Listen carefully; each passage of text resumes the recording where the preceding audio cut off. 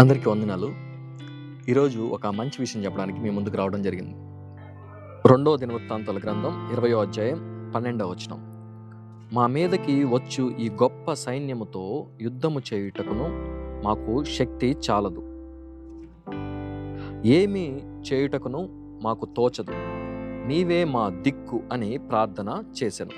ఈ యొక్క మాట ఎవరు చెప్తున్నారంటే రాజు అయినటువంటి యెహోషాపాతు చెప్తా ఉన్నాడు. ఈ యొక్క రాజు అయినటువంటి యెహోషాపాతు మీదకి, ఆయన దేశం మీదకి యుద్ధం చేయడానికి మోయాబీలు, అమోనీయులు, మోయోనీయులలో కొందరు దండెత్తి యెహోషాపాతు మీదకి వస్తూ ఉన్నారు. అప్పుడు యెహోషాపాతుకి ఏమీ పాలుపోలేదు.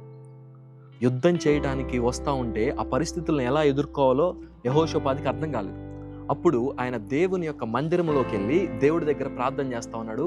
అయ్యా, నువ్వే మాకు దిక్కు, ఈ పరిస్థితుల్లో మా శక్తి సరిపోదు, నువ్వే మాకు సహాయం చేయాలని చెప్పి యెహోషాపాతు దేవునికి ప్రార్థన చేశాడు.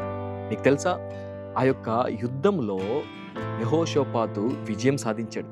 దేవుడే ఆ యుద్ధం చేశాడు. ఒక మాట చెప్పాలంటే యెహోషాపాతు ఎటువంటి యుద్ధం చేయలేదు, కానీ శత్రు సైనికులు వాళ్ళకు వాళ్ళే పొడుచుకొని చనిపోయారు. దేవుడు అటువంటి గొప్ప కార్యాలని యెహోషాపాతు జీవితంలో చేశాడు.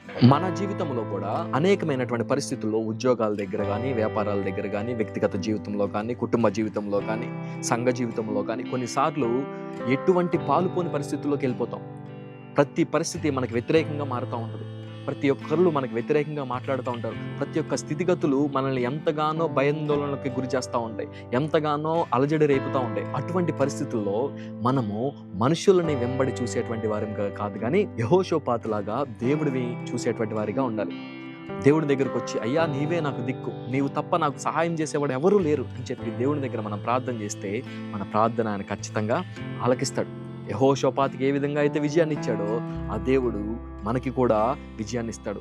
ఆ రోజు సజీవంగా ఉన్న మన దేవుడు ఈ రోజు సజీవంగా ఉన్నాడు. అటువంటి గొప్ప కార్యాలు ఆ రోజు జరిగించాడు, ఈ రోజు కూడా జరిగించడానికి ఆయన సిద్ధంగా ఉన్నాడు. మరి ఒక చిన్న ప్రార్థన చేసుకుందామా? మా తండ్రి, నీకు వందనాలు. సమస్య వచ్చినప్పుడు యెహోషాపాతు నీ వైపు చూశాడు, నీ యొక్క మందిరంలో అడుగు పెట్టాడు, నీకు ప్రార్థన చేశాడు, దాని ద్వారా గొప్ప విజయాన్ని చూశాడు.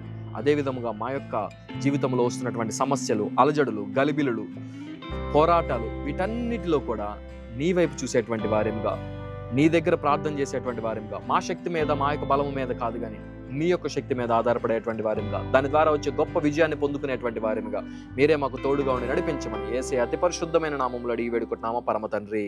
ఆమెన్.